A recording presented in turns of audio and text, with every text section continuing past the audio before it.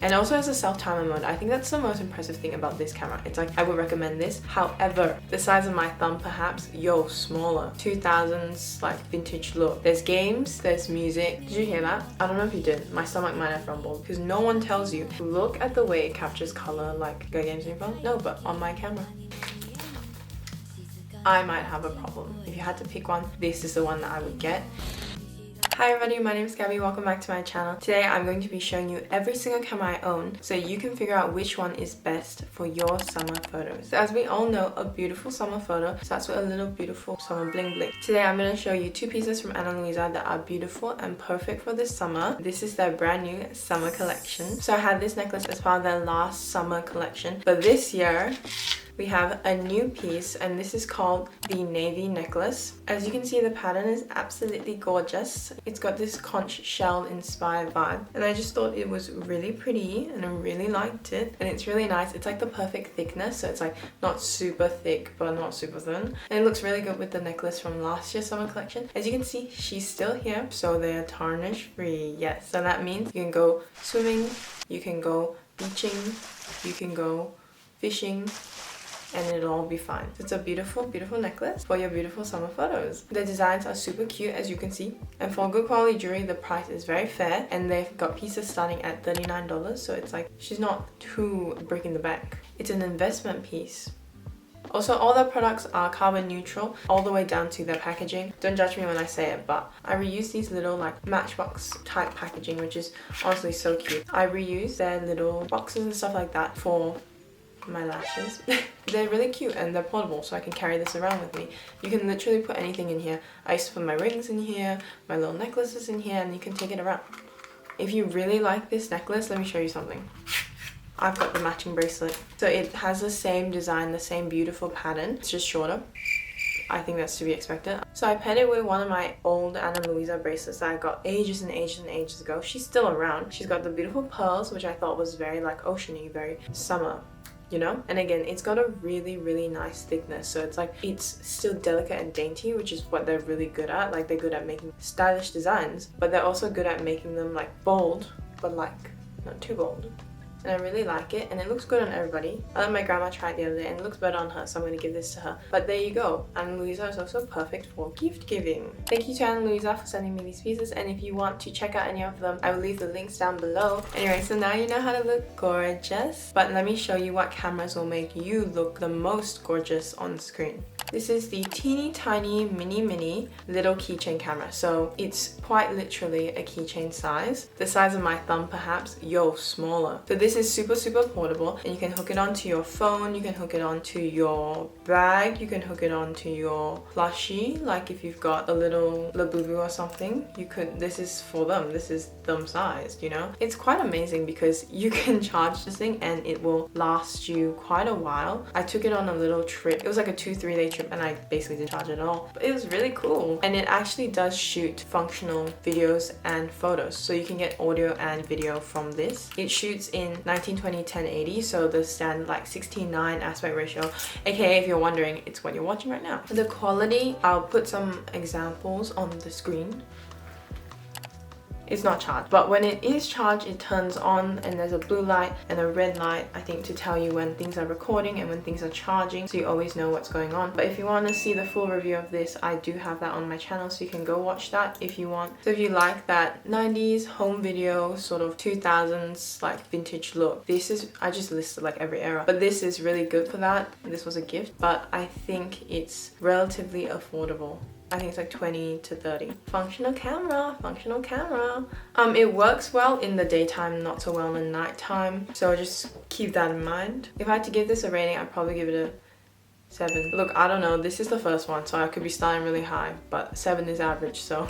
So the next camera, also a child's camera, but it's this is, sorry, I had to like move things around, and after I sneezed, the camera just moved. Anyway, so this is my original baby camera. This is the TikTok one, if you guys remember that. That was like how many years ago? I've also done an unboxing and review of this, so if you want to go see that, go look at it. I'll give you all the details of what's up with this guy. This one is sort of similar. It's in the similar vein of like, it gives you that sort of vintage look when you take videos and you take pictures. And yes, again, this one takes audio and video, so there's that. This one just has a lot more functionalities. So this one, there's games, there's music, but the games are pretty fun. So there's also filters on this thing, so you can play around with those. I think this one has better quality definitely than the previous one, just because it is bigger, so it's got the capability to capture more pixels and process more information, so it looks better. They come out like vintagey, but they're still, like, you can still make out all the features and everything like this. You know, it's relatively decent for what it is. I think this was $36 off Amazon when I originally got it, and it also has a self-timer mode. I think that's the most impressive thing about this camera. It's like if you're going out with your friends and you want to take photos together, you don't have to ask a stranger. You can put it somewhere and then set the self-timer on this thing, and then it'll self-time and then go off. So this one is pretty good for summer. It's not waterproof, but if you get a little bit, I'm sure it'll be fine, just because it's plastic, like it's not metal, it's not gonna rust. Just be careful, there's a lot of ports. Reusability, I definitely reuse it because there's games on it. You got games on your phone? No, but on my camera. This one I'll say is a 7.5. So this is the first film camera that I have. This is an Ilford Sprite 35 Series 2. Basically what this is it's a reusable film camera. So basically, do I have to explain that? Like, it's not top of the line or anything. It's just a very standard film camera. So it's like one of the disposable ones that you can get, except you can put new film in it. The flash, wait, listen to this.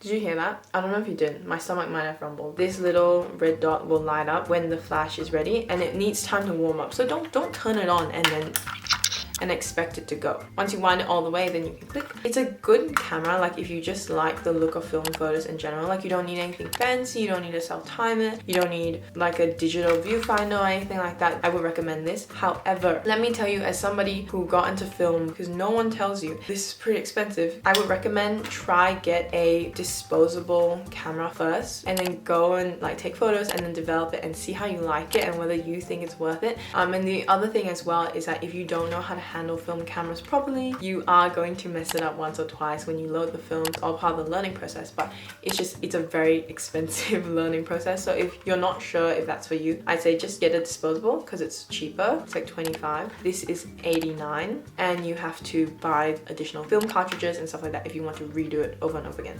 I still have 2 rolls of film undeveloped just because I decided it was not worth the money. For beautiful summer photos, I'd say that this is a good camera if you love film. Otherwise, I recommend just getting the disposable. But that being said, film looks great.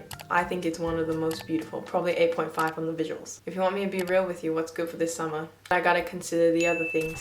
So the next one in the film category is the infamous Polaroid camera. So this bad boy is the Instax Mini 11. Comes in at a whopping $99, but it's only 10 more than this one. So, but you do have to buy the individual packs of Polaroid film. You can get a 2-pack, so you can get 20 photos out of this for $25. This film camera, you have to buy the film, which is probably like 20, I can't remember. It's some amount of money, and then you have to process the film, which is $36 for 36 frames. And I don't know if that's gone up now. But this one, you just have to buy the film once, and that includes developing costs. So you see how this is more price efficient. I think it's really easy to use. Loading the film and everything is easier than loading the film of this, especially if you're out and about and you're in a rush and you're going around taking summer photos, right? This one is easier. This is a selfie because it has a little mirror on it, so you can see like what you're taking. I think this was taken on my friend's Polaroid, but she has the same model as me. You can see it captures color quite well. So this was a sunset, so you can actually see the colors on it, and this was really blue skies, you can actually see it. And then you get something physical as well to stand within like 1 meter of the person and hold steady, and the photos come out beautiful. Reusability, would I use it again? Definitely would. Cost wise, it's like, yeah, but I also use this during special occasions, so the cost is managed. And ease of use, pretty easy. I'd say I'd give this one a solid 8. Anyway, so that's my little rant about this camera. If you want beautiful summer photos, these are my top 2 picks. So the first one is, I'm gonna just have to show you a photo of it because I can't find where I put it. It's the Nikon Coolpix A100. This is what it looks like. This camera is pretty good as a digital camera. It captures a decent amount of information. It comes out quite clear. So the photos that you get, the definition and stuff, it comes out decently clear. It works well in the daytime. It's like it captures lots of colors really nicely in the daytime, but in nighttime, I'd say it's a hit or miss. some of the photos when the flash goes off, they're actually beautiful. Like, they are some of my favorite photos in the world that I have. The colors look really good and it gives you this kind of like warm hue. Like, I don't know what it is about it, but it's just beautiful. They're perfect for like a night out photos. The caveat is though, sometimes the flash doesn't go off and there is no way to turn it on like permanent flash mode. That is the only bone I have to pick with this camera, so therefore I recommend you a different camera. So the camera that I recommend you instead is this. It's the Fujifilm Fine-Pix JX500. It's beautiful, isn't it? It's hot pink, right? I got this when I was 10 years old, so it's genuinely ancient, but it was quite cheap when I got it. I think it was probably $100 or less than that. And it is actually really good. You can turn it on permanent flash and it gives you the best photos. If you hold it steady, I mean you need to hold it steady otherwise it'll come a little blurry, then it comes out beautiful. Like the photos, the flash, like daytime, it even captures like blue so well. Like this is why I say this is the one I recommend, because the blue, like if you're going to the beach or like your summer days, the blue and the colors will come out super duper nice. And also if you're gonna use this on like a night out, you can do that as well. Like, and this bad boy will capture everything. You just need to hold it still. But yeah, this is my favorite camera. This is my one recommendation. If you had to pick one, this is the one that I would get. And it is like affordable, ease of use is pretty easy, just hold still, and it is obviously reusable. Next camera I have is this camera. It is a Sony, oh boy, it's a Sony NEX5. So it is a Sony Alpha and you can see that it's like a big boy. It's got a massive lens on it that you can change and swap. You can actually pop this guy off like that and then you can put another lens onto this body. So that's, you know, just how these work. I don't know how much it was. This was also given to me by my aunt because she used to use this camera, but it takes good photos, like obviously because it's like a nice camera. I don't know what it is, but it comes out really nice for like beach photos. Something about the way the blue shows up on this camera without editing it is really nice. So sometimes when you get two bigger cameras like DSLRs, you have to edit them. I'm lazy, so cameras like this are pretty good because it's already got some sort of preset or filter on it, so it looks good when you look at it on a phone or computer. So this one's pretty nice, I'd say. And this one also has a flash, so you can attach a flash onto it. So this one shoots HD video and it takes really nice photos. The only thing about it is that you can't flip the viewfinder up, so if you are a YouTuber girl or you just like to take photos like this, it's really hard for that because it doesn't flip. This one, ease of use, it's pretty easy to use. It's a higher cost, but once you pay for it that one time, you basically don't ever have to pay for it again. So there's this one. Honestly, if you don't want to buy a camera, go to a photo booth. It gives you something physical and it gives you something digital.